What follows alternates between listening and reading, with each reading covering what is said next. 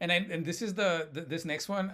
It's really hard to answer. I know, and I'll if you know if it's one of those where there isn't really a clear sort of response, that's fine, and we'll obviously let that go. But just curious is I get this a lot is most people that are out there that are looking today are like, hey, how do I get feedback on what happened?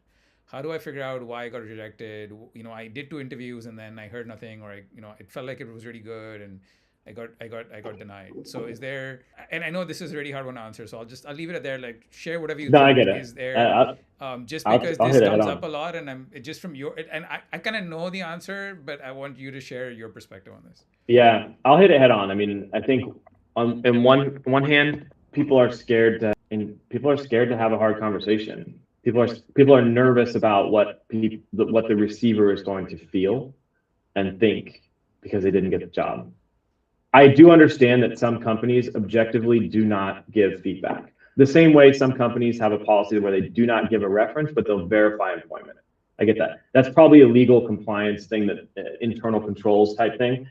For me, it was about midway through my tenure at Design Pickles. So thinking 2022, 2023, I created a 15-minute Calendly link to send to candidates that were beyond a certain stage. I can't give feedback to every resume, every person. So we're talking mid to end stage candidates. Mm-hmm. I just offered it to them. I created a template. I said, if you want to talk, we're going with someone else, and the reason, and here's what we're doing. If you want to talk more about it, here's 15 minutes. Let's chat. Or I can send you a voice note. I can send you a Loom. Thank you. They invested time, so I started doing it then. I think I'm an outlier in that, and I wish I wasn't. That should be the norm, not. But I also I've been in environments where we're not getting 10,000 candidates, so there was a little bit more of bandwidth for me to do that. What I found is when I did provide feedback to candidates, I thought people were going to tee off on me, say, you're an idiot. You guys don't know what the hell you're looking for. You're wrong. The complete opposite thing happened. Our candidate NPS scores went up. So we're tracking candidates' experience. Yeah. They're like, wow, this is super helpful. It's going to help me on my next job. I've even seen, I think one of the best metrics for a good recruiting team is, and this sounds so crazy to say, how many rejected candidates are referring people to your company? Interesting. That's how you know you've got a good experience, Yeah. a good Yeah. candidate experience. Yeah. I understand that's very much challenging, but that person might work for our company in a year or in a different company in a year.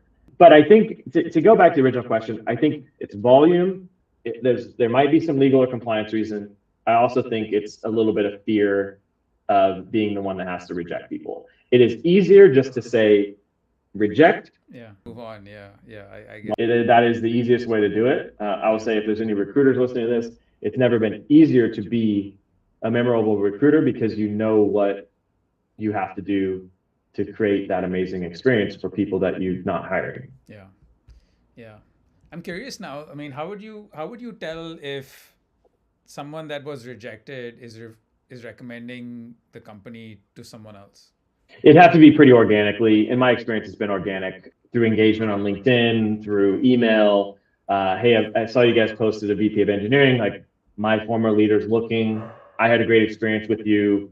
I still recommend you. I didn't create that metric. Laszlo Bach, who was the head of people at Google, early Google, said he had some statistics like 90+% of people who interviewed at Google still recommended working at Google even if they didn't get the job. And I always held that as a really cool metric Yeah.